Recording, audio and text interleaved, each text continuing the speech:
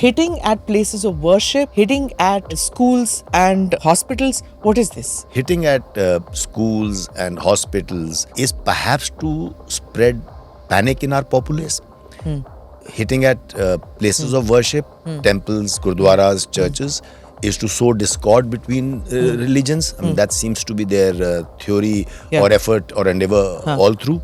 That is a new law. India had to exercise restraint to see that civilian deaths don't occur. So they use the cover of civilian aircraft in that area. Yes. And then they were hitting us with drones overnight. Using local population as human shields is not new to them.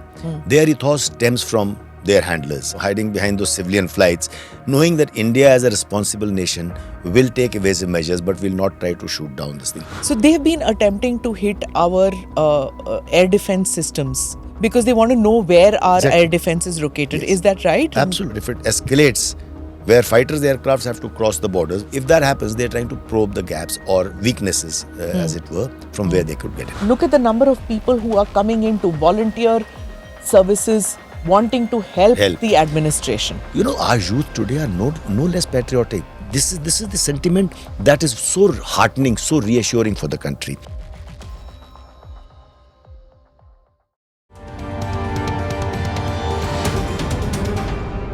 Namaste, Jai Hind. You're watching or listening to another edition of the ANR podcast with Smita Prakash. This episode is being filmed on the 10th of May 2025. My guest today is General Satish Dua. He has served as Chief of Integrated Staff to the Chairman of the Chief of Staff Committee, CISC, of the Indian Armed Forces. He was also Commanding Officer of the 15th Corps in Kashmir. We've hosted several Corps commanders of the Chinar Corps. General Satish Dua was the Kashmir Corps commander during the surgical strike in September 2016. So thank you so much for being in the podcast. We are recording this on the 10th of May. We've now had 72 hours of shelling, continuous shelling by Pakistan. They have struck at various places on the western frontier from J&K.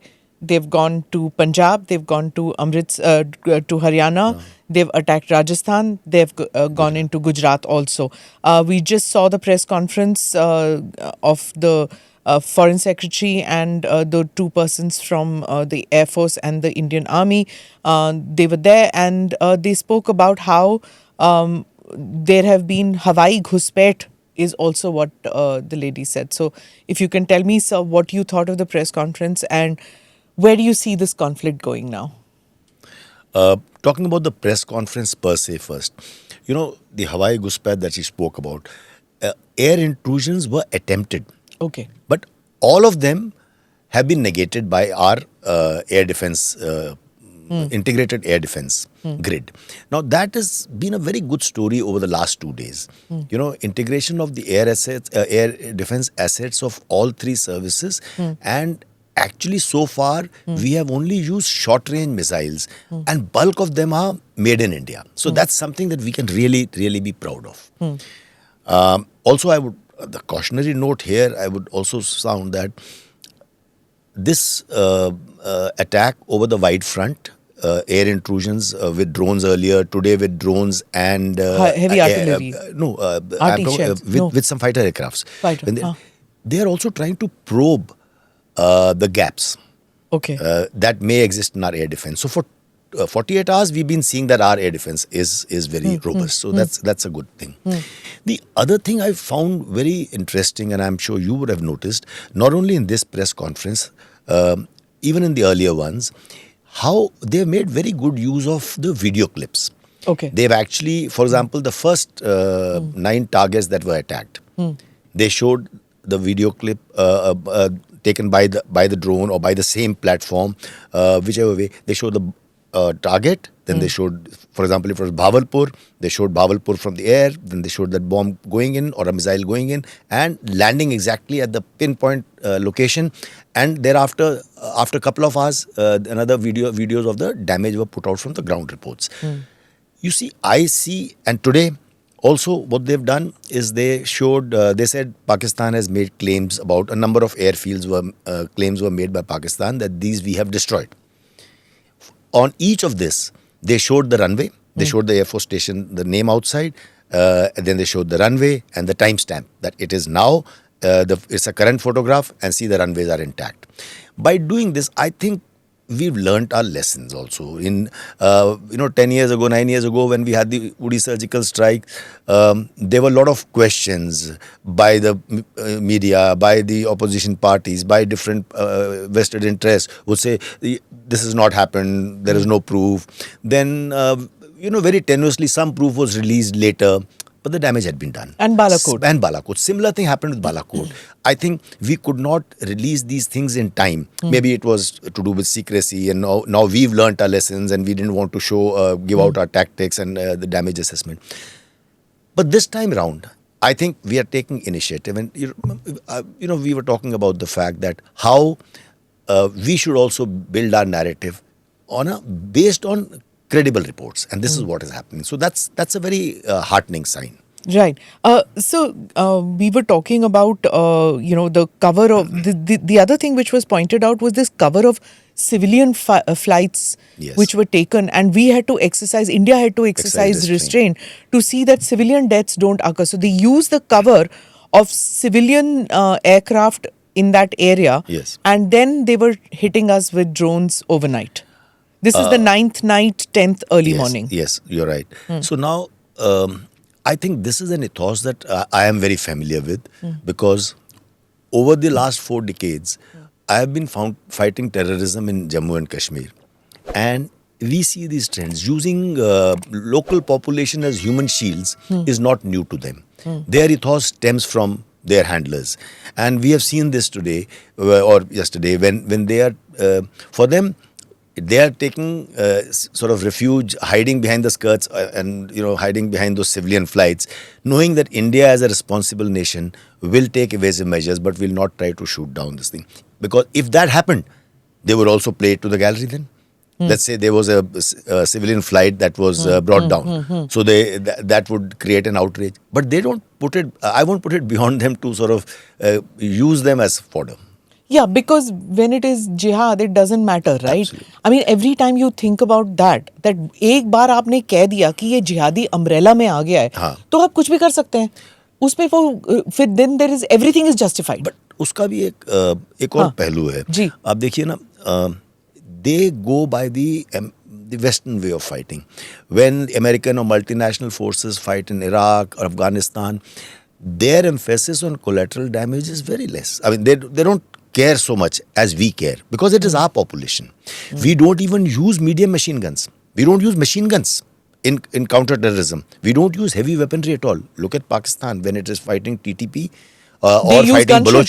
They use gunships. Yeah. They use air raids. The kind of collateral damage that occurs in Pakistan, though very little news filters out, is more than that meets the eye. Yeah. So their ethos is different. I'm talking, since we are talking about the civilian flights, they don't care much. Whereas we, having been in combat myself, we would rather a terrorist escape than a neighboring civilian die. And not just in Jammu Kashmir, sir. Anywhere, whether it was in Naga insurgency, whether it was Naxal, all these northeast things also, we have not used gunships on our people. Never. And we have not used heavy weaponry, let alone air platforms. We have never used heavy weaponry. There is a medium machine gun which is very effective, but we don't use it at all. Yeah. Our forces, our tri-forces work with a certain code of ethics, whereas that is non-existent in मैं बोली दूं अब दुश्मन मुल्क. I mean, we are at a state of quasi-war even if it's not declared. Absolutely. So, I hope it doesn't get to war. We are not at a state of war today. Right. I mean, I just want to say this for the viewers. Okay. Even Kargil conflict was not a war. This 1971, 1965, 47, 48 were wars. So today, it is not war. We haven't actually crossed borders, the land forces, etc. So it is somewhat in a sub-conventional dimension as of now. I would hope it remains like that. So this was put out by the Government of India, Ministry of Defence. It says Pakistan continued its hostilities on 10th of May 2025 by targeting places of worship like the famous Shambhu temple and residential areas in Jammu. Multiple armed drones have been sent through the night, endangering civilians and religious sites. The Indian Army forces remain vigilant and are committed to defending the sovereignty of the nation. So this was mentioned even in the the press briefing in which the representatives from the Indian Air Force and the Indian Army said that they hit at hospitals and schools in the garrison towns. Right. So hitting at places of worship, hitting at the schools and at the hospitals. What is this? This is barbaric, and there is no other word for it, because today we have precise information about the targets. It's a very transparent world. We cannot say that we were trying to hit this place and the collateral damage is a school or a hospital. We have precise information. For example, where we hit precisely the terrorist camps. We did not hit the neighboring civilian localities. Muridke is a population center, but we only hit the LET headquarters. So what I'm trying to say is, with that kind of information, hitting at schools and hospitals is perhaps to spread panic in our populace. Hitting at places of worship, temples, gurdwaras, churches, is to sow discord between religions. I mean, that seems to be their theory or effort or endeavor all through. So that is a new low. So my sense is at this time, which I'm not sure, so I'm putting it out because we've just seen the press conference. My sense is also that hitting at the schools and hospitals in and about the cantonment area, these are not non-family stations. They probably want to create a panic so that the forces send their families back home from those areas. It's also summertime. So even sending them back home will not be something, out of the ordinary. ठीक है. Schools summer vacations are on, so they can send. But I am guessing they want mass movement of population as much as possible. So that creates pressures, like at the railway stations, at the bus addas, at all these places. So my sense is that this is what the enemy wants. Yes. Also, to create a sentiment of panic. More than the movement. I said this once earlier also, that when they, even in Pahalgam, when they separated the males from the females, they actually let the women folk go, and they said that Modi ko batao, things like that. When women and children go back to different parts of the country, and at their funerals they are crying over the bodies, it creates a very different kind of sentiment. It demoralizes the country. I mean, but it also evokes anger and outrage, but it also demoralizes. A similar thing is over here. When schools, hospitals are being hit, it also demoralizes the country. You see many people, so many places, flights have been cancelled. Unconnected places which are not the border areas. My son is into an event management. There's an event which has been cancelled here in Delhi because of this is happening. It is affecting livelihoods. When you saw this kind of panic everywhere. So creating panic is something also a tactic of war, sir. Even though we are saying that we are not in a state of war, true. But it is one of the tactics which is created to cause a sense of anxiety in civilian populations. Absolutely. But I think this time, because of very judicious use of social media, and many of us who are in a position to dispel propaganda, we are all playing our role as citizens, as leaders. I'm seeing district magistrates doing their job, chief ministers, MPs, MLAs, regardless of the political affiliations, are all doing their job. Even resident welfare associations putting out notices on their WhatsApp group saying hoarding ki zarurat nahi hai. Yes. Do not hoard on things. These kind of things are being done. I think we're all now aware of what the nefarious aims are. While that is totally true, I agree with you, Smita, but you can't still get away from the fact that there will be a sentiment. When you do things like the schools, hospitals, sending women away from Pahalgam, there is that sentiment of negativity does come in. A little bit of panic will set in. The moment you say don't hoard, many people will jump to buy. That it also is it works, is self-defeating at times. Yeah. So I just want to bring this tweet to your notice. This is what happens. This is New York Times correspondent. Now he has no issue without cross-checking, without verifying. He tweeted a couple of hours ago to say Pakistan has reportedly struck multiple air bases in response to earlier missile attacks. Targets include BrahMos missile storage in Bias, Udhampur Air Base and Pathankot Airfield. Eye for an eye, Pakistan security officials say.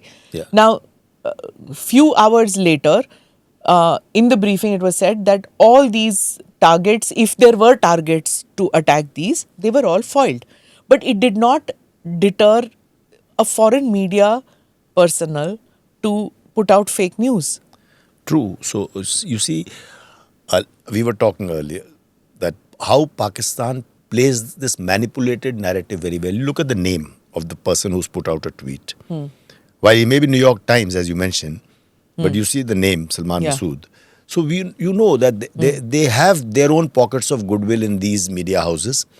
And he says, Pakistan security officials say. So, he can wash his hands off by saying, I am only reporting what I was told by the Pakistan security officials. Pakistan's security machinery is putting out this kind of propaganda, we know. But coming from New York Times, it lends itself a great amount of credibility. Some kind of credibility. Also, a great amount of visibility in the Western world. Yeah. So, that is where we also need to engage. Though we need to engage from the point of a credible narrative, like our press media just put out, that this is false and here's a photograph to show that no airfield has been damaged. Things like that. So I think, like we discussed earlier, we also need to play this game where battle of mind space is almost as, if not more important than other means. Now, sir, this has what has happened when we were talking about how civilian populations are reacting. Yes. Now, this is the crowd of people who had come in to volunteer, because yesterday there was a information put out in Chandigarh which said that able-bodied youth who can help in civil defense, please volunteer. And look at the number of people who have come. I mean, this is quite amazing. So when we are talking about, people panicking and leaving cities or something like that, because there were crowds of people who were seen in railway stations, but railway station हमारे यहाँ वैसी भीड़ होती है summer में. It's not as if नहीं होता. But look at the number of people who are coming in to volunteer services, wanting to help the administration. Let me say this for our viewers and more for the younger generation. They haven't seen war. You see, Kargil war whipped up a very good patriotic sentiment, but it was limited. And that also today's youth has not seen, because the Kargil war itself was 26 years ago. Yeah. We have seen the 1965, 1962, I was a child, but 65 war I remember. My father was in the Air Force on a forward air base. I remember being in trenches most of the time and we couldn't come out. 1971 war.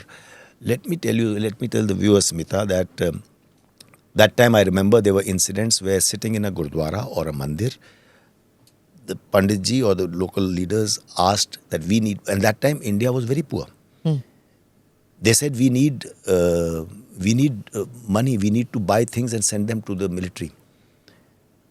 I have seen women take off without even consulting their husbands. In Gurdwara, women and men sit on either side of the aisle. They have taken off their jewelry and put it down in the siropa there. People have taken out whatever they had, cash, jewelry, and that kind of spontaneous wave of patriotism ran in our country then when we were poor. And this is not hearsay. This happened. So what I'm trying to say, when you say that these people have ended up there, our youth today are no less patriotic. They may be using today's tools of WhatsApp because they are their current tools. But this is the sentiment that is so heartening, so reassuring for the country. There were some people who were questioning, why are we doing these blackouts in today's age, day and age, satellites are there and this, so everything is still, everything can be seen even if there is a blackout. I spoke to a fighter pilot of mine, fighter aircraft pilot. And I gathered that if it is actually pitch dark, despite all the tools and instruments at their disposal, for them, if it's pitch dark, it's very unnerving to fly. So that's why it is very important to have those blackouts. It's very important to observe those air raid sirens and the measures that the civil defense is putting out. I mean, I thought this is a good opportunity to tell the viewers this, to be responsible citizens. And I'm very happy to see this heartening response. Amazing. For me, it reinforces the fact that anybody who thinks that, the fissures that we have in our society are such deep fissures that it will cause a breakup? No, it doesn't. It's these are fissures which in a democratic society occurs. Like the Foreign Secretary said, that criticism of the government which is being done is not criticism in the sense of wanting to break away or break up the country. This is a democracy where there are multiplicity of opinions and views. Unlike in a flawed and democracy, what they call themselves a democracy, but a rogue nation like Pakistan. I just want to know your view about, when Pakistan puts out these false narratives. You have been watching foreign media, you have gone on foreign media, the narrative that they try to force. Do you think there are buyers for that narrative? And also, you were posted in Kashmir. What is the difference between that narrative and the takers of that narrative in Kashmir then and now? The first question first. Do I think there are buyers of that narrative that Pakistan peddles? I think so. You see, that is the power of narratives today. It affects the cognitive thinking of a person. A person who's seeing it doesn't have the experience because he hasn't been there. So he takes things more at face value. Especially coupled with some audio-visual clips, it makes a deep imprint. So, and even an intelligent person who might feel that, I don't know whether this is true, but that visual sticks in his mind. वो reinforce हो जाता है. Reinforce हो जाता है. It affects the cognitive thinking. That's what I'm saying. It just sort of creeps in surreptitiously in the mind. That's one part. And your second question as to buyers of that narrative in Kashmir. In Kashmir, yeah. So earlier, we wouldn't have to even ask this question because people in Kashmir were eager to buy that narrative. They used to watch PTV they used to watch PTV. In fact, I know this, for example, you'd be surprised. 10 years ago, I remember I found out how boys are getting so radicalized when I was a corps commander and earlier. So, any bus coming down from a village to a little bigger town, let's say Handwara or Kupwara, coming from a village, the boy would everyone had mobile phones, they would give them money to buy a film, a movie. So they would buy a small SD card. The movies go in a small SD card now. Okay, so a SD card would go and this is a Bollywood movie, let's say. In that Bollywood movie, so I have taken a couple of those SD cards and seen it. It's a normal Bollywood movie going on. Suddenly in between, there will be a preacher coming in between 3 minutes of, a radicalization speech by somebody. Yeah, General Bipin Rawat showed me some of those. All right, yeah. So this is the way they were radicalizing people, narratives were being spun and affecting their cognitive thinking. Now what's happening today? You wanted the difference. Last 5 years, the youth today, the youth of Kashmir, have tasted the peace dividend. And they are not having to rely on internet or YouTube to live or experience the life, because today they themselves have multiplexes. They have fast KFC, they have Domino's, they have Haldirams. So they're seeing life as youth should. So they are not buying this narrative very easily. Okay. It will. Am I saying that alienation is over? No. It will take time. It will take a couple of generations. But the change is occurring. So, I'm sorry, I'm going back and forth. Ek bar analysis, ek bar actuals.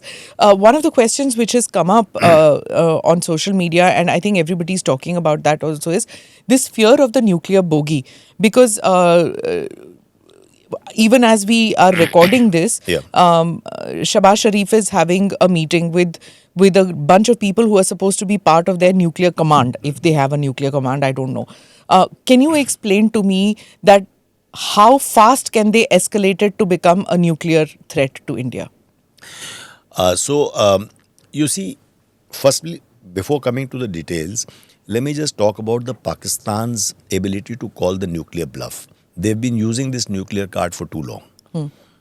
In Kargil conflict, the world was worried that this two nuclear nations, neighboring countries, are at war. I mean, it was not full-blown war, but we were fighting each other.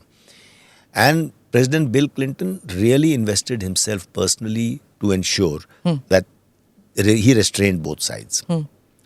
while we evicted them, but we did not escalate to a nuclear conflict.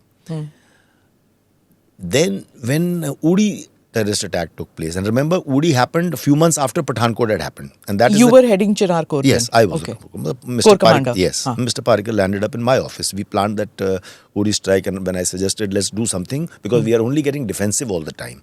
We need to sort of make it heard. We don't have terrorists to send across, so let's go and hit the terrorist camps. For those who are, are not aware about this situation, I suggest you Google the Uri surgical strikes, and the defense minister, the Raksha Mantri at that time was Manohar Parikar. So you can Google on that too, and you will get to know the details if you haven't been keeping track. I'm sorry, some say. No, thank you. Because there are expats, yes. or and youngsters who may not know about that. No, Go ahead, sir. Right. And my first book, India's Brave Hearts, in the first chapter is about this. The narrative that I'm telling you now. Right. I'm sorry to interrupt your thought. Yeah. So when Uri happened, when the Uri surgical strikes took place, that was a shallow strike, multiple strikes, but only 2, 3, 4, 5 kilometers. But we called the nuclear bluff. Okay. So they did not escalate. They were forced to say nothing much has happened. There has been only an RT shelling from across the border. There were no raids and things like that. Why were they forced to say that? Because they didn't, otherwise they would have to engage. Otherwise they would have to, now they have to respond. And they were in no position to respond. So, right. When Balakot happened, precision airstrike, deep inside. And again we called their nuclear bluff because this time air element, the air fighters had actually crossed across the borders. Deep into Pakistan. Yes, so they'd gone inside. So, yet, the military term is, we held the escalatory matrix dominance was held by us. Escalatory dominance was with us. So, we actually on these two occasions, we've actually called their nuclear bluff, right? Okay. So otherwise for long, they have been waving this nuclear card at us. Having said that, now to your question about how easy it is and how quickly can they launch if they actually get to that. Firstly, there is an escalatory ladder. It is not that the moment some attacks are made, then nuclear weapons can be pulled out. Okay. Russia, Ukraine, going to be 4 years, 3.5, 3 years plus. So there is always saber rattling, but they're not using nuclear weapons. But here it is different because both countries have nuclear weapons. So it is actually more of a deterrent here. Okay. That having been said, the MAD doctrine. Yes, so obviously. So if let's say our philosophy is no first use. Our nuclear doctrine says no first use. But it does not stop us from a second use. And it will be devastating. Okay. Pakistan as a country has very little depth. India is a huge country and we have a lot of strategic depth. Coming to their nuclear command authority, yes, they do have a nuclear command authority. It was formulated in the latest edition was in the times of General Musharraf, and they have a proper nuclear command authority. So it is nuclear attacks or nuclear weapons cannot be launched. It's not as if they are lying in some heavy, safely guarded garages and they can be launched at somebody's orders. There is no nuclear button like that. There is a nuclear command authority to take any decisions that authority has to meet. And I am sure, even in worst of times, even Pakistan, there are saner voices that will prevail.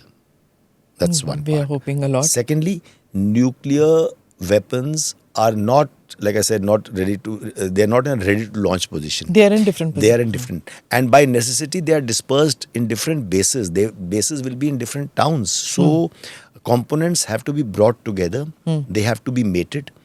And then the delivery means they have to be taken to the delivery means and the delivery, whatever platform is to be used, and then there. So it's a long drawn process. It involves a number of components and a number of people, different. How do we know that it's not already been done? When such things happen, there are some large vehicles that move. At all the 9 nuclear countries, the international bodies have an overwatch.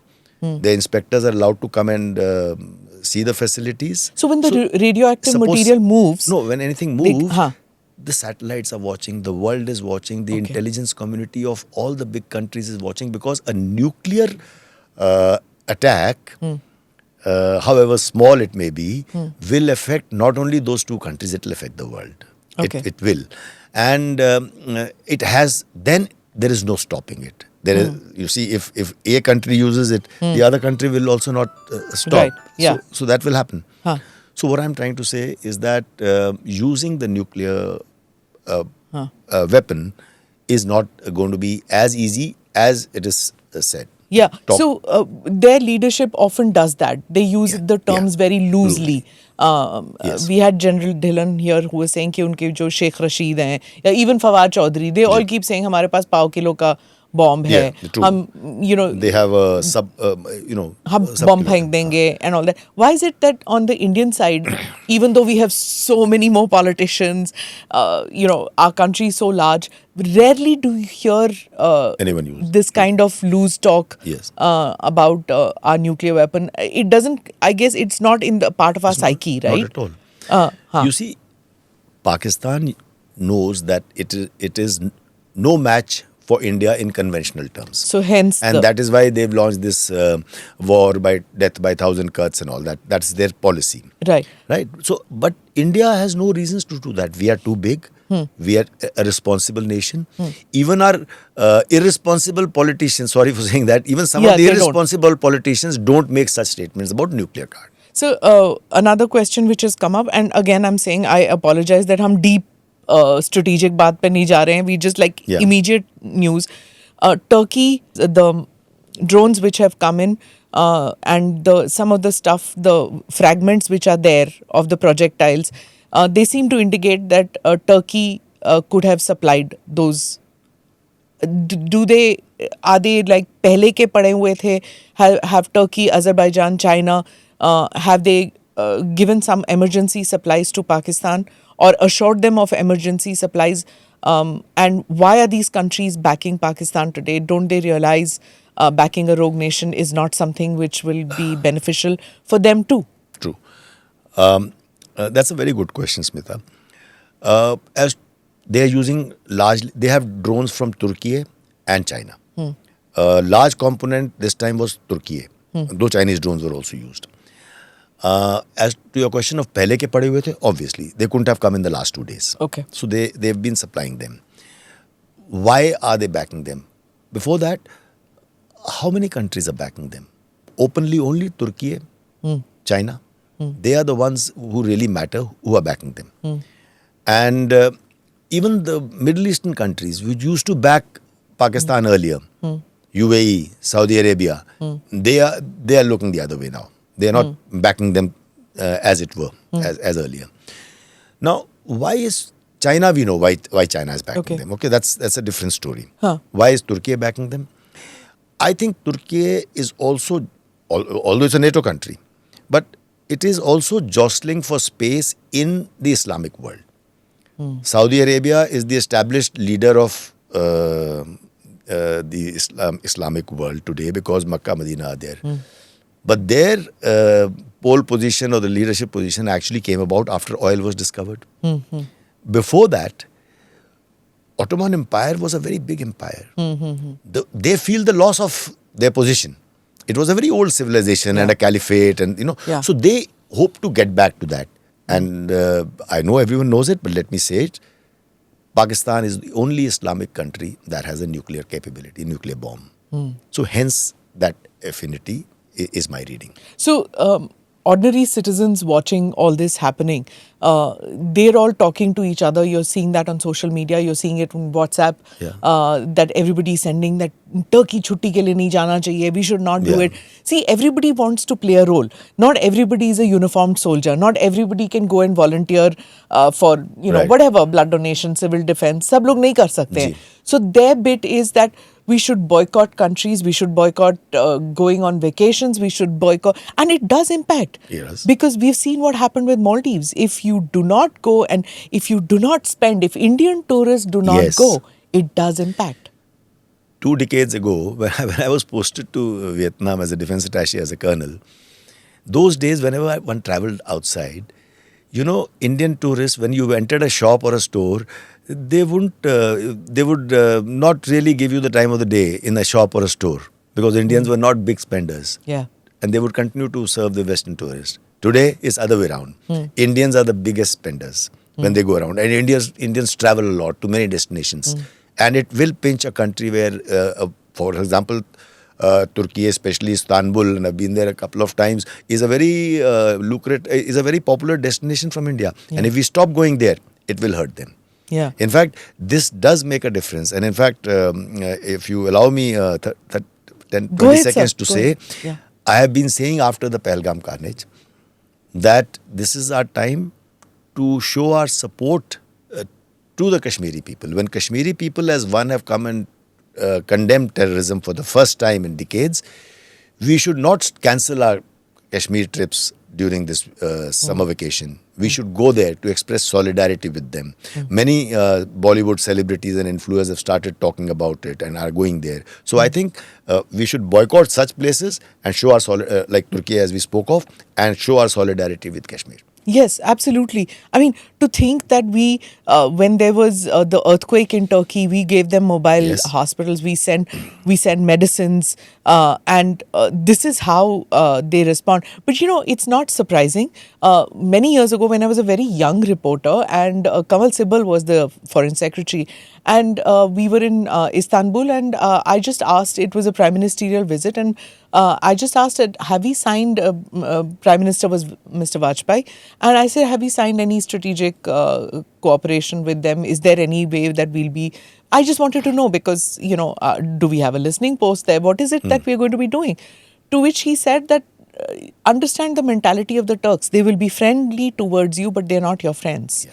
He said that off the record, but I think enough time has passed for me to put it on record that he said at that time that they will... It is...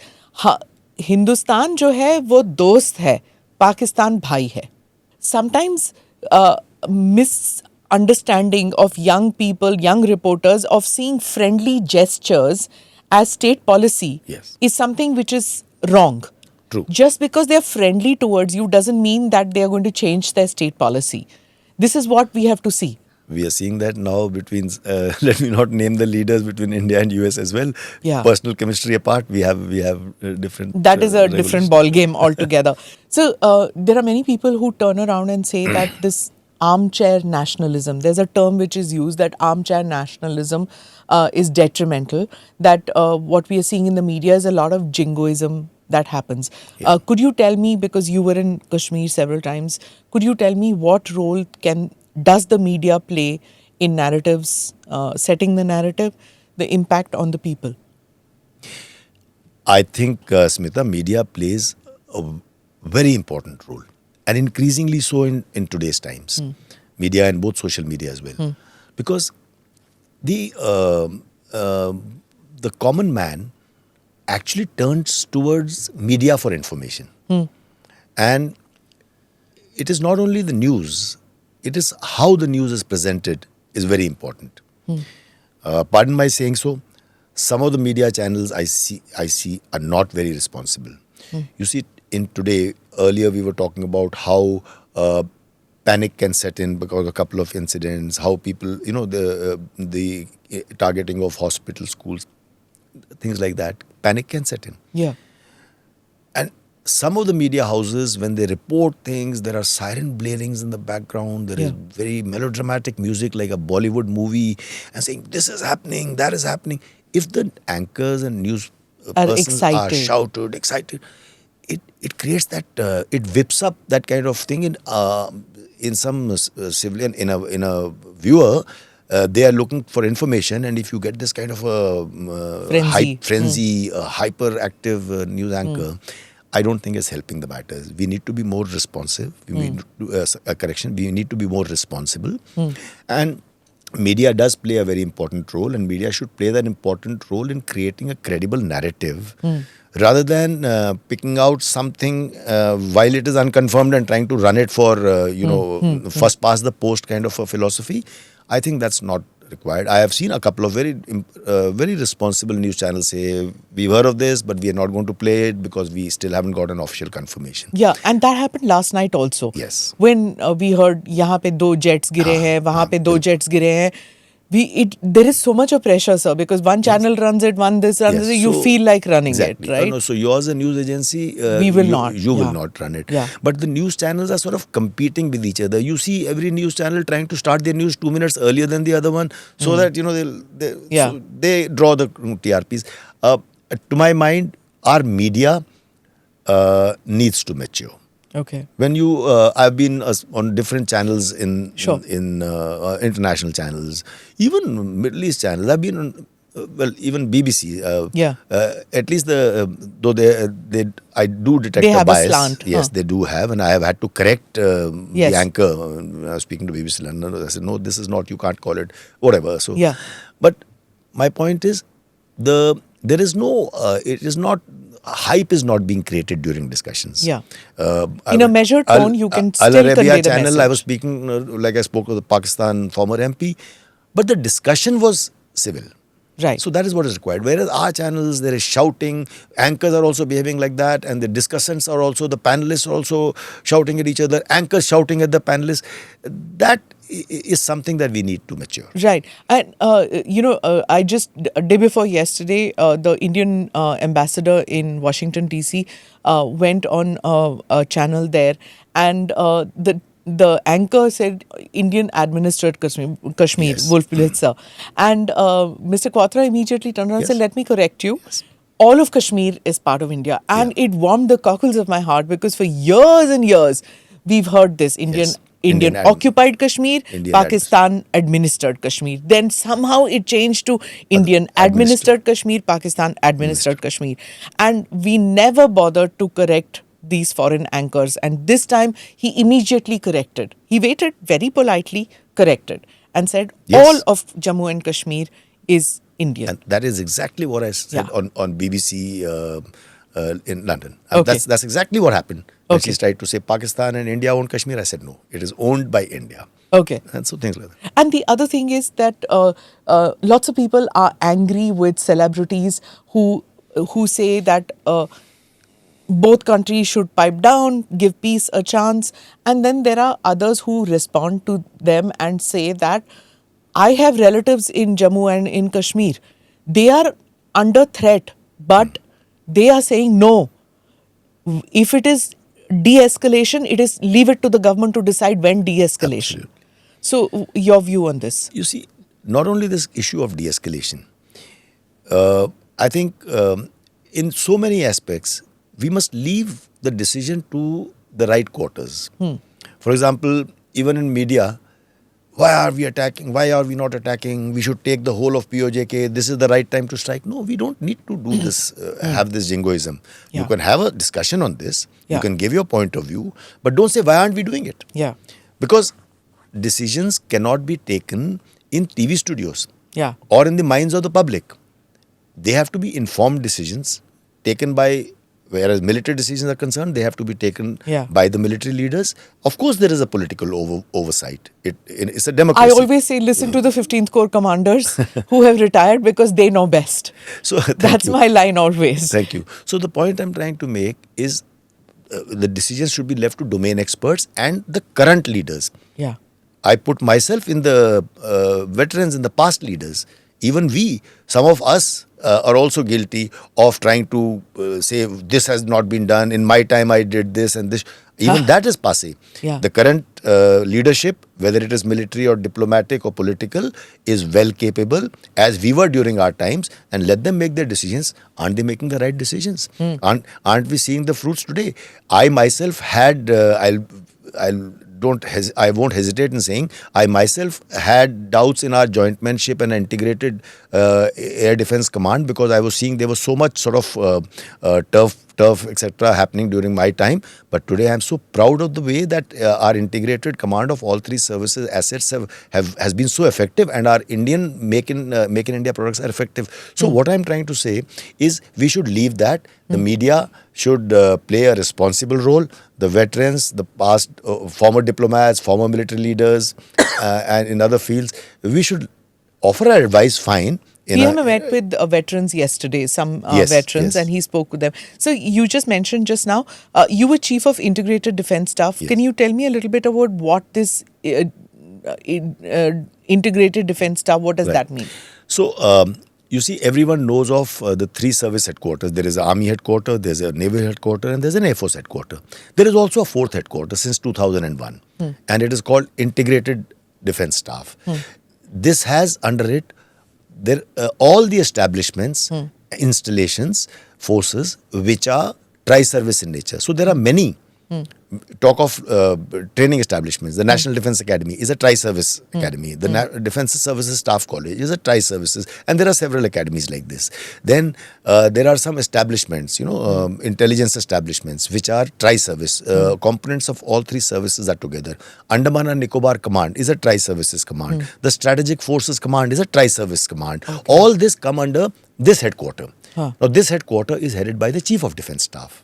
Okay. Only difference is when I was the Chief of Integrated Defence Staff, there was no CDS. There was no CDS. I was the 4th chief, but I was one rung lower than the chiefs. I was a vice chief status.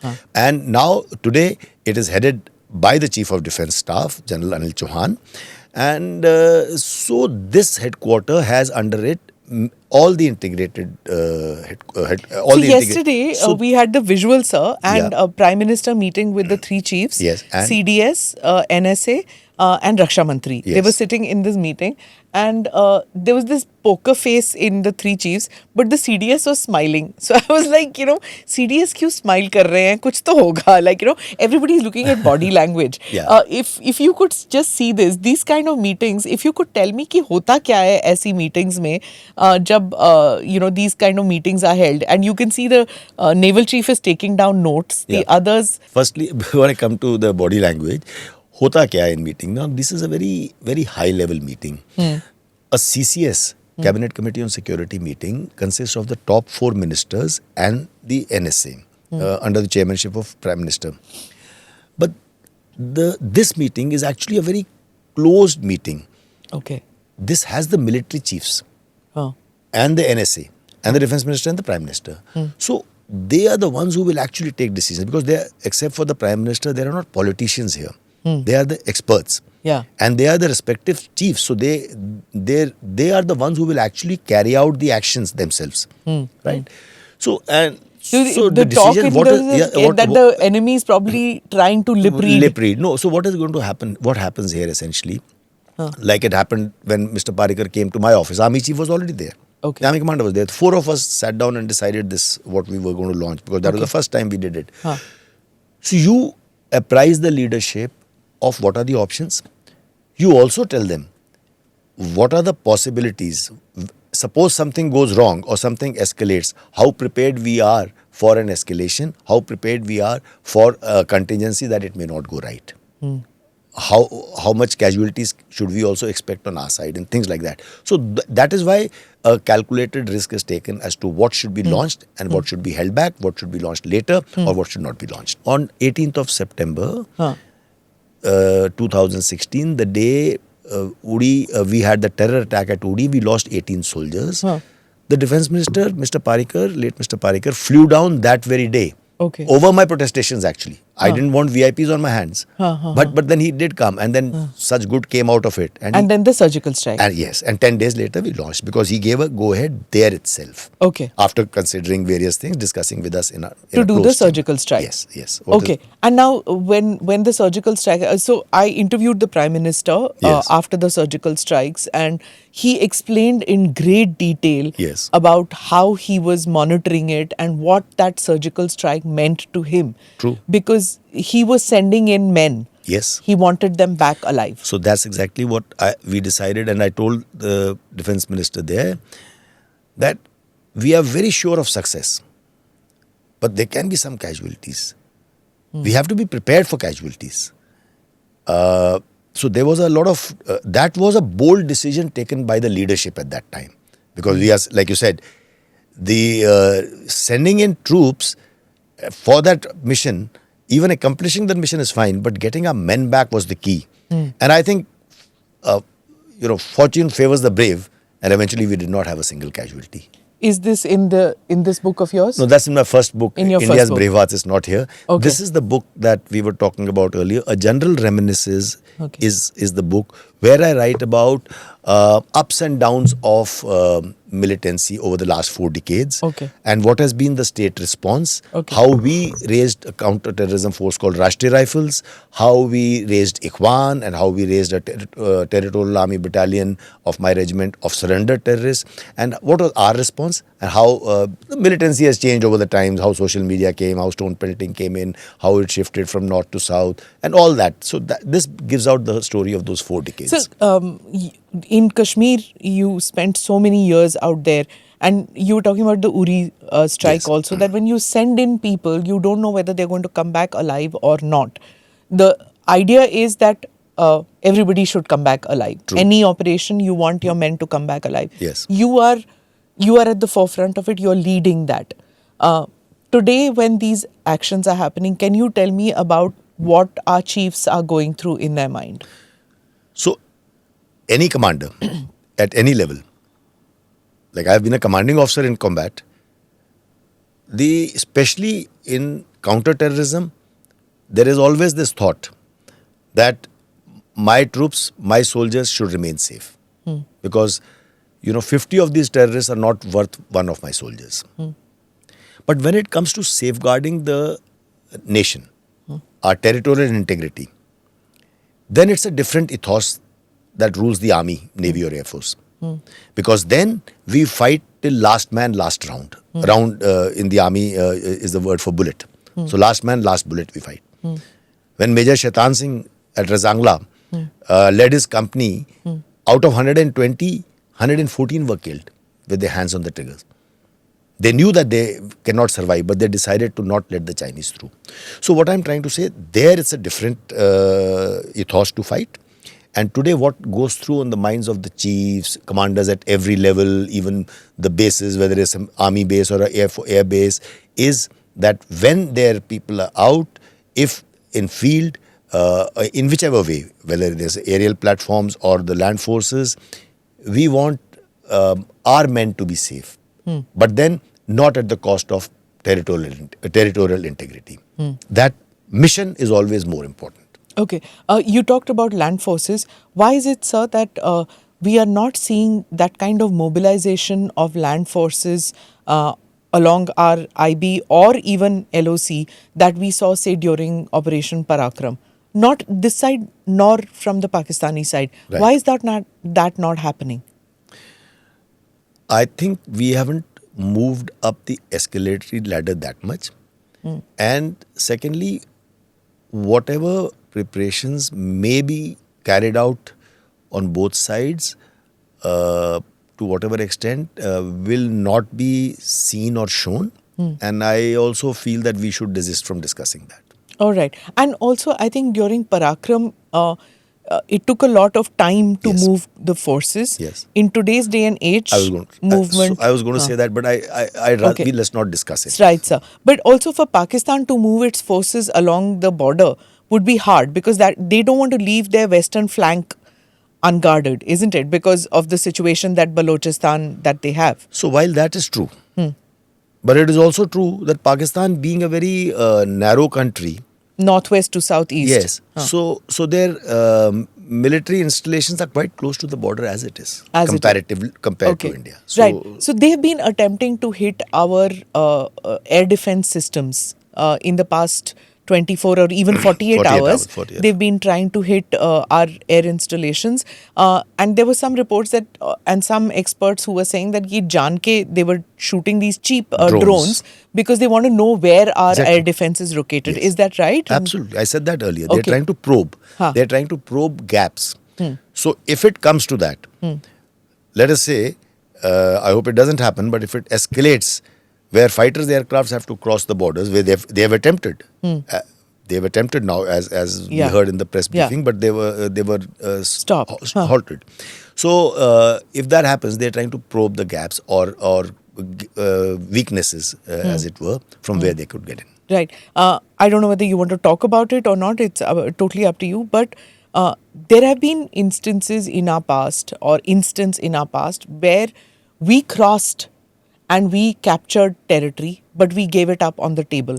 A number of our military historians say that what we captured in battlefield, we lost on the table. Have we learned from that? Smita, I think some of it is lack of complete knowledge, a bit of ignorance. For instance, everyone talks of 1966, after 65 war, when 1966, when Prime Minister Shastri went to Russia, we gave away Haji Pir. Yeah. But we don't know what we had to, what was the trade-off. In the area of Akhnur and Cham, they had come very close to the road. So there were Pakistani gains, and which were hurting our line of communication, our road. So we had to, actually, there was a trade-off. So we don't talk about that. So 71? 1971, we broke them up. They were two different countries. Yes, a lot of people talk about the fact that we gave away our 93,000 prisoner of war without extracting gains or concessions. I am not privy to what happened, but there were some larger issues at play between Indira Gandhi and Bhutto. But because of his, the regime change that side, I think nothing could happen. There is a parliament thing, that resolution, that one day we will get back POK. Yes. That it is part of our country. We leave seats in the assembly for them. We leave seats in the parliament. And we say that ek din it'll happen. And now everybody is saying ab decisive abhi hona chahiye. Lots of people saying that ab nahi to kab. What do you have to say to that? A political rhetoric is a different thing. Military reality is different. And the third dimension, being pragmatic, is also very important. I would just leave it at that. Right. It's for the leadership to decide till where it can go. No, but military can only deliver a military thing. After that, the leadership has to that's how it works in India, right? Which the world has to understand, appreciate, and Pakistan doesn't understand that. That we don't have a general Asim Munir kind of a situation where khud hi decide karega kya karna hai. Well, it's very famously said about Pakistan, every country has an army, and in Pakistan is the army that has a country. So right. So this visuals are coming in from different places. Barmer se aa raha hai, Jaisalmer se aa raha hai, of projectiles. There's another one which is this large, I don't know whether it's a drone or whether it's a missile. Then there are these which are coming in from Rajasthan.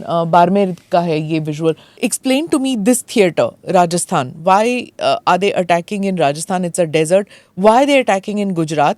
They've attacked in Punjab in the past. One fell in Sirsa. Some of the drones fell there. Whether the target was Haryana or whether the target is Delhi, nobody's quite clear.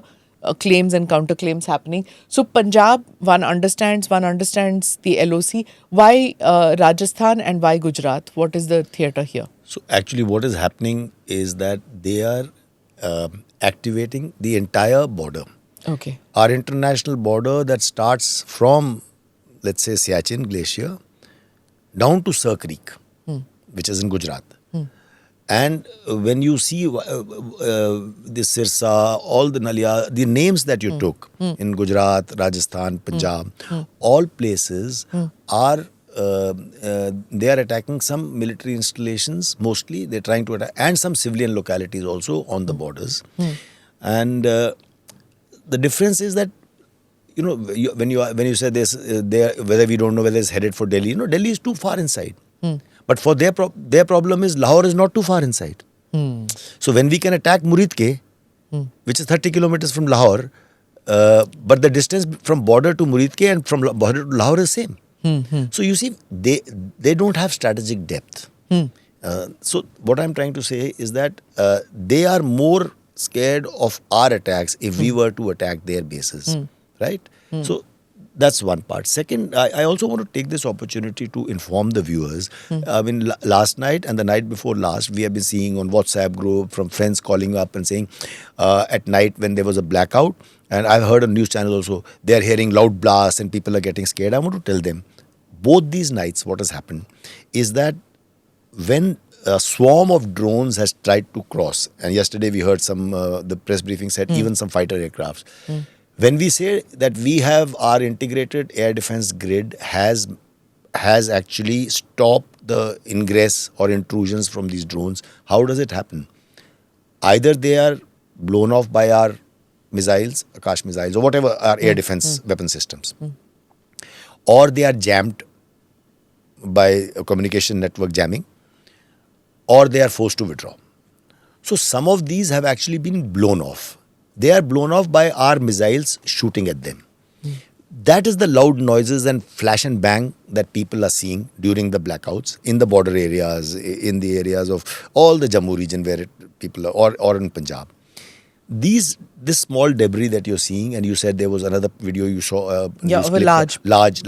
Those are the parts of a drone that may have, quite a lot of it, the drones are small, they get pulverized. But sometimes these components fall down, and this is what you're seeing. Okay. Are the parts of They're the drones. Not necessarily carrying ammunition. They are not necessarily carrying ammunition. That is true. And I believe that some of them were carrying some explosive, but only some of them, not all. Okay. But why Rajasthan? And why do they want to activate the whole No, because area? you see, like I said earlier, they want to probe where are the gaps in our air defenses, or where are the weaknesses from where, if need be, where their fighters would actually make an ingress and intrusion if it comes to that. Do you think that they want to grab territory in these areas? Is that some kind of a goal that they would have? No, it is not about territory. Okay. When just nervous. Yeah. No. What happens is when, let us say, an airstrike has to be made. If an airstrike has to be made even in Punjab, and if Punjab is air defense system is more, grid is more robust than in Rajasthan, maybe you can make an intrusion from this side and attack it. Yeah, this is the one, sir. Yes, this is a big component. Yeah, this is really large. And now it's been lifted ever since, we just have the visuals that it's been put on a truck and it's been taken away. I am sure we will soon come to know, the experts will know. We are just seeing a small video clip from far away. Yeah. So the experts will examine it, and then depending on the security reasons, whether they will disclose it to in public domain or not. Right. Why do you think Pakistan has upped the ante? Why have they not taken the off-ramp? To my mind, I think Pakistan, army more than Pakistan, is under pressure. Their domestic pressure, their public pressure. They have to show something. They have to show a retaliation, a worthy retaliation.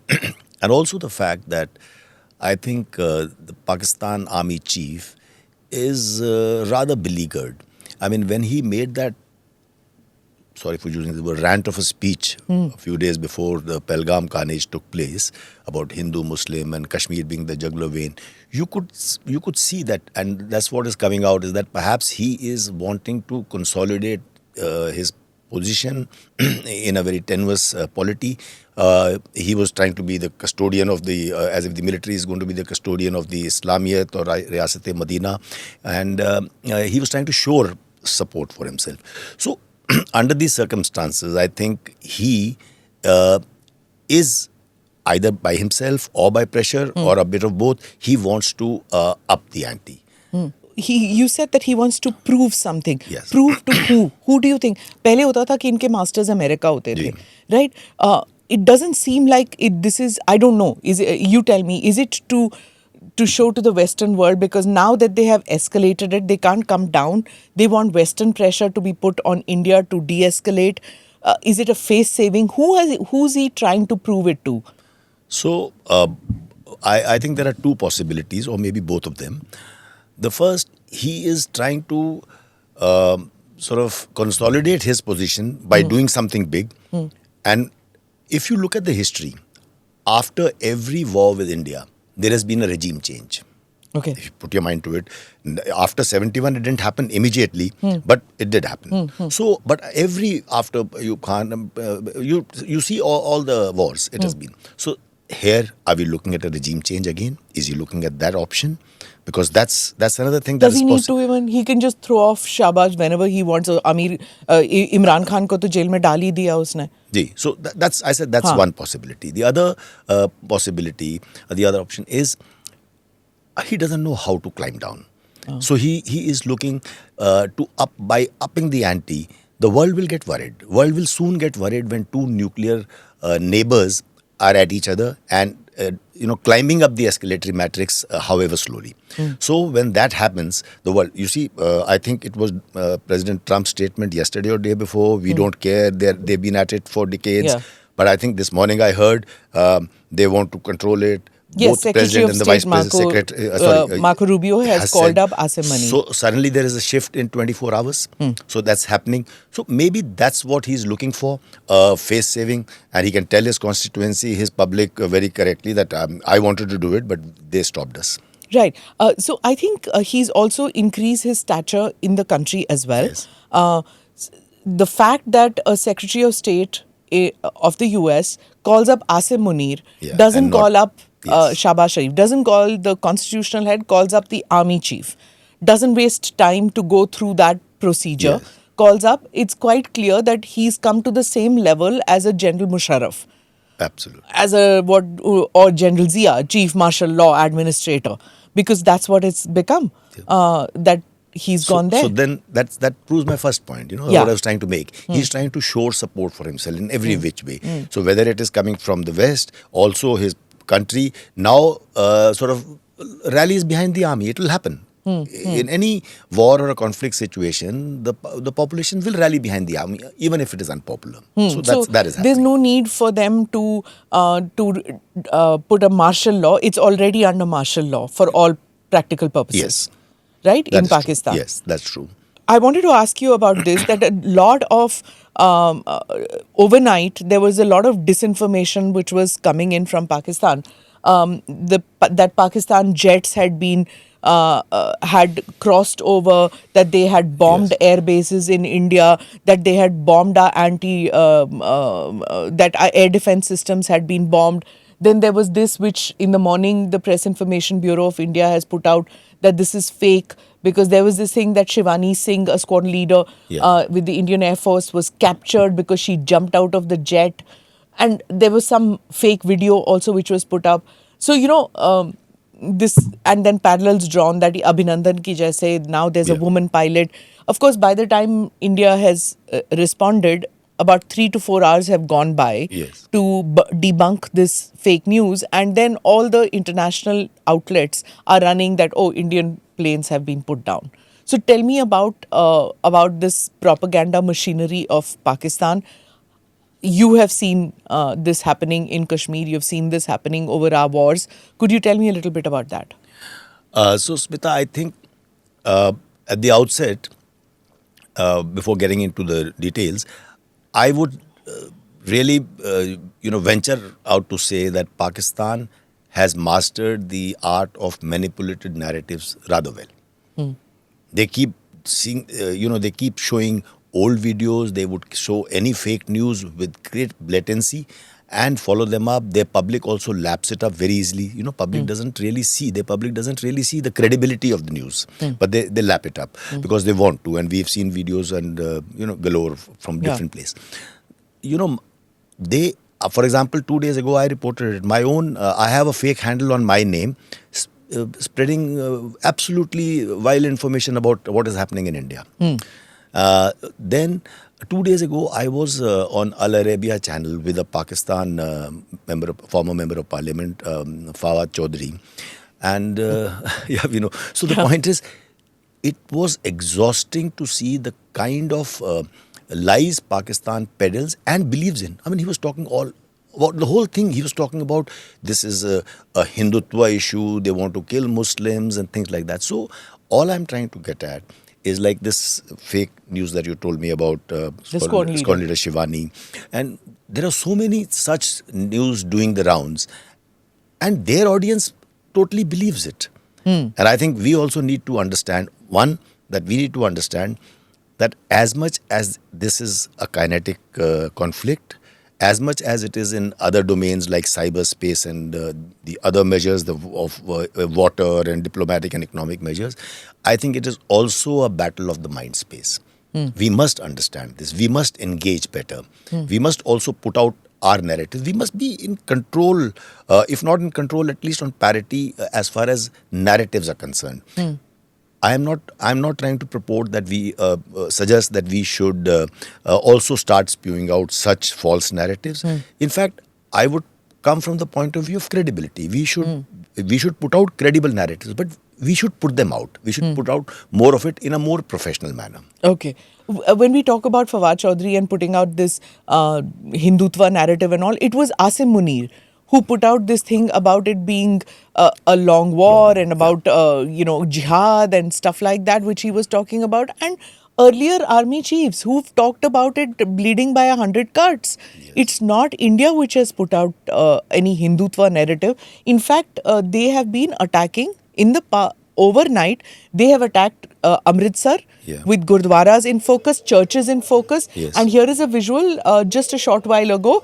The Chief Minister of Jammu and Kashmir, Omar Abdullah, visited the temple. This what is the name? Shambhu Temple. Shambhu in Roopnagar.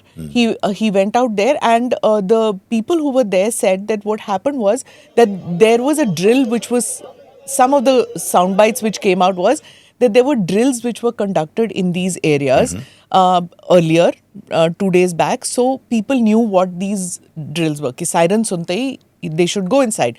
Otherwise, what happens at these temples is, especially some of these Prachin temples, is that 4 o'clock in the morning, people start going. Coming for the right? Yes. Had the siren not come, yes, there would have been huge casualties. True. Right?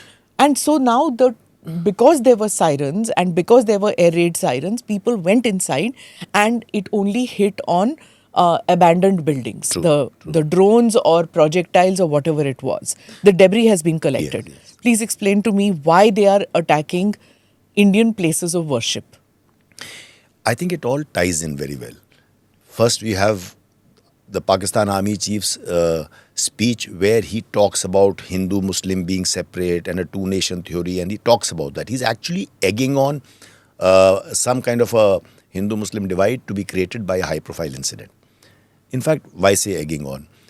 Such high-profile terrorist incidents, and I will say this as a military man, that such high-profile incidents are only cleared only at the highest level. So I am very sure that the IS and see what has happened in the recent days. Pahalgam.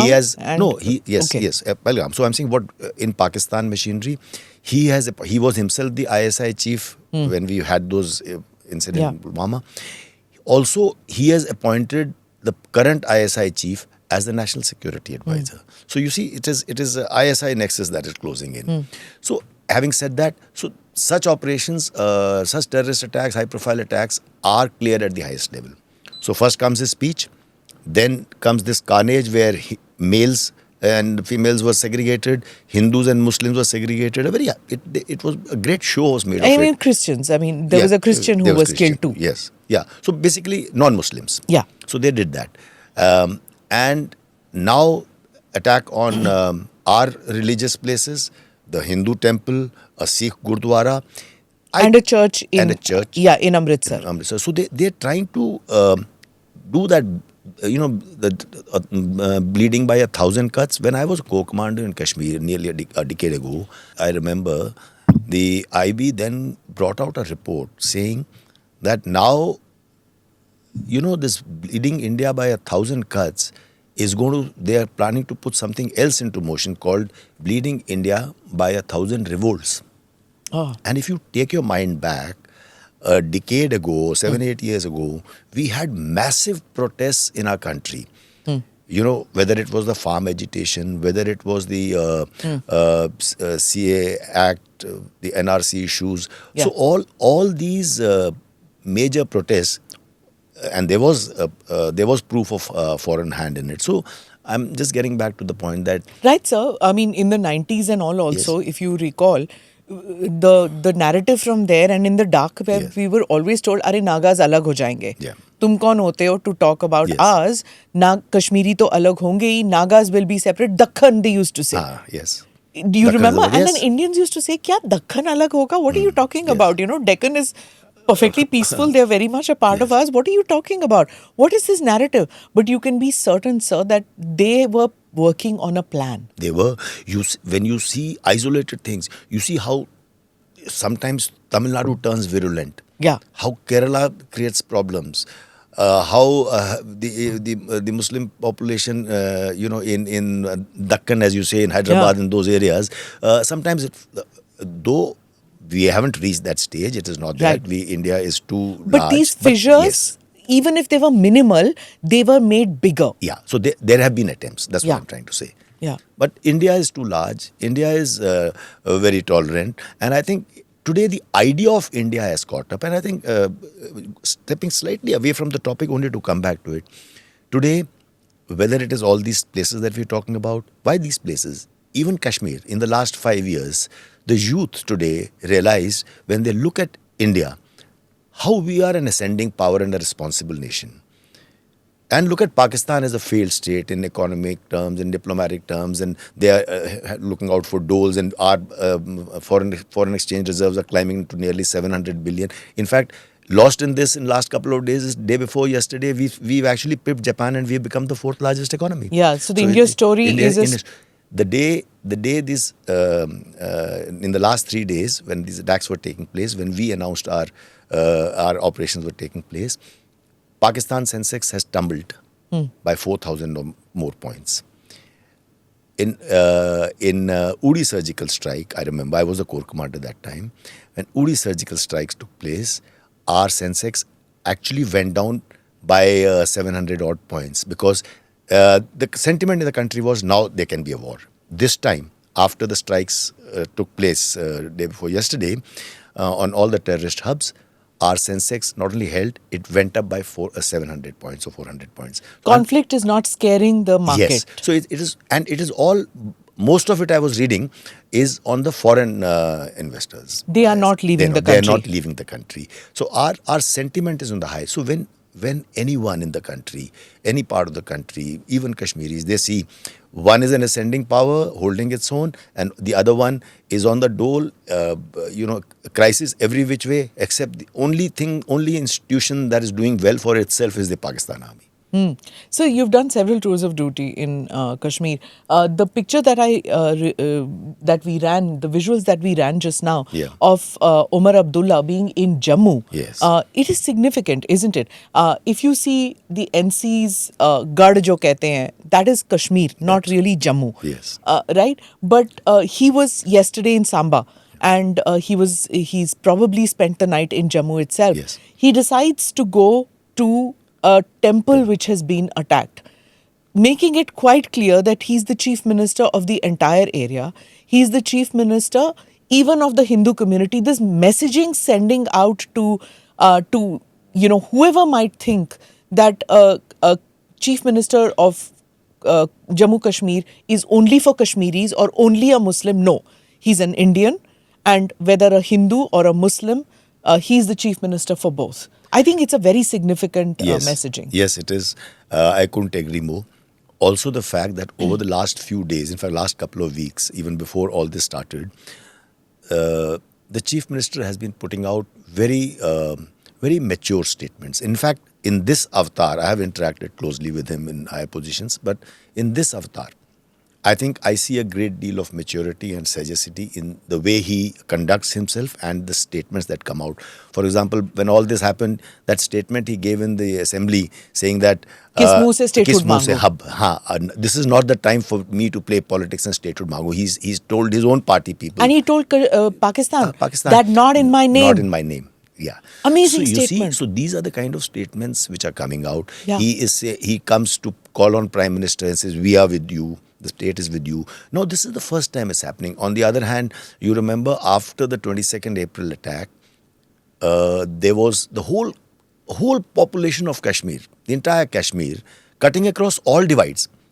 Even Mehbooba Mufti and everyone stood up and said it was a terror attack. It was a terror attack, and they condemned terrorist attack. It has never happened. I would go far enough to say, sorry for saying this sentence, but what political parties and security forces have not been able to achieve over 3-4 decades, these 26 deaths have achieved. Post Pahalgam, social media has not been used by separatists in Jammu and Kashmir. Yes. Complete silence from that end. Was that not, or even before Pahalgam, I would say? Yeah. Actually, what happened, sorry for interrupting you, and I was just on that point to tell you, Article 370 changed that. Was a game changer. And I've always been saying, I think it was a bold step, long overdue. It should have been done earlier. There is no stone pelting. There is no violence on the streets. Schools are opening. Markets are opening. There are no bands and hartal. In fact, Hurriyat, that used to issue a calendar of hartals and protests, has been marginalized. There is no Hurriyat today to issue a calendar. Basically, the ISI was issuing the calendar. Makers were there. So we know that. Now, in the last 5 years... For those who don't understand calendar, if you can just explain, because you and I understand it. I understand. But there'll be expat viewers who don't understand calendar. So Hurriyat used to issue a calendar of protests. They had seen a lot of, for every day, this is a solidarity day, this day so-and-so died. So they would have so many... timelines. Band days. Band day. This is band. The schools are closed, and the people of that place were fed up. They did not know when. There was so much unpredictability. So that was the calendar I'm talking about. Now there is everything is moving towards peace and quiet. Also development. In the last 5 years, we've seen how central government, now that it is a union territory, how central government has prosecuted development. There is a multiplex, there are fast food chains. The youth today in Kashmir are actually living the life that they've only been seeing on YouTube and internet. Yeah. So you've seen, you were there with the Chinar Corps, you headed it. I mean, tell me about that period and this period. What difference do you see then and now? In the several years that you have spent there. We were just discussing before the shoot also, we were discussing several attacks which have taken place in Kashmir. In the 90s, it seemed like we were going to lose it. And to today, when Indians are standing shoulder to shoulder, ready to defend every part of Jammu and Kashmir, every part of any part of Punjab, Haryana, Rajasthan, Gujarat, which has been attacked today. True. So, getting back to Jammu and Kashmir, I have seen those days. I'm from Jammu and Kashmir Light Infantry also. My troops all belong to Jammu and Kashmir. So my first posting when I was commissioned in 79, and January 80 I went to Srinagar. That was my first posting. So I've seen those days before this militancy started.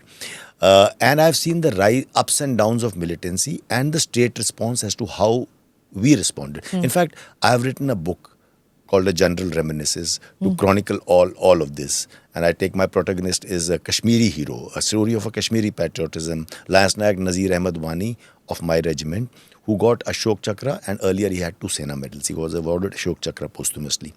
So what I bring out in the book, and I would like to tell you in response to your question, is when militancy started in 1988 onwards, Pakistan suddenly had a truckload of Mujahideen fighters who had suddenly been freed up because Soviet forces had withdrawn from Afghanistan, and with America's help they were training Mujahideens in those fighters.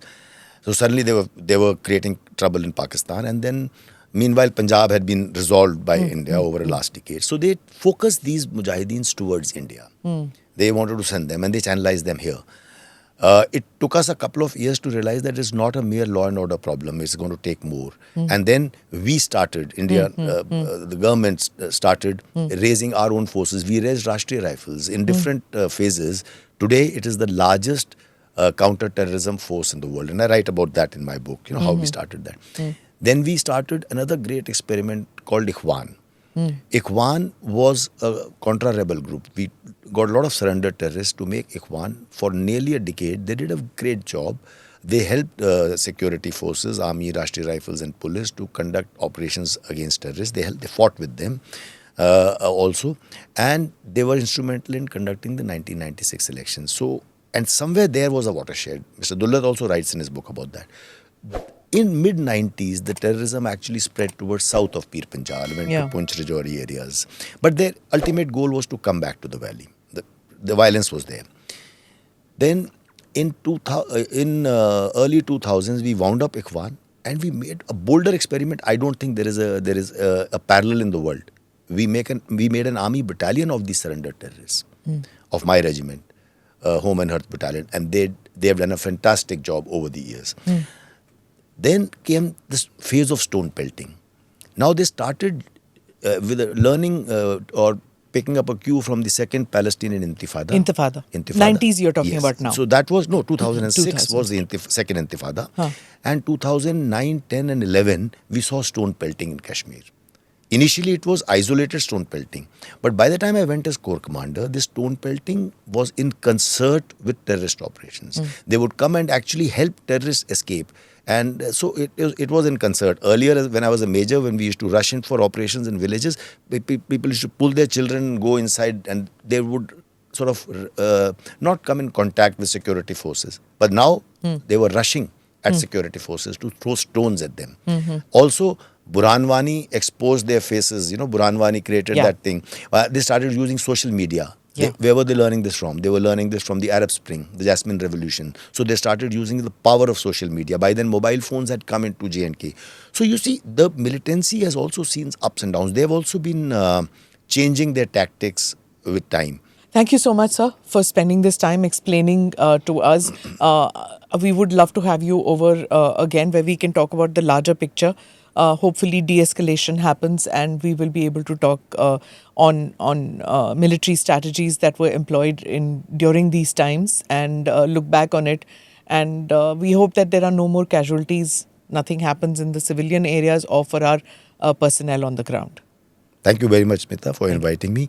I really wish it was under happier circumstances, but I think such talks are also necessary during these testing times. Thank you, sir. Thank you. Thank you for watching or listening to this edition of the NI Podcast with Smita Prakash.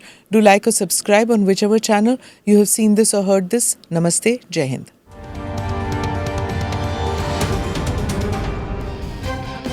Click here to watch the previous episodes.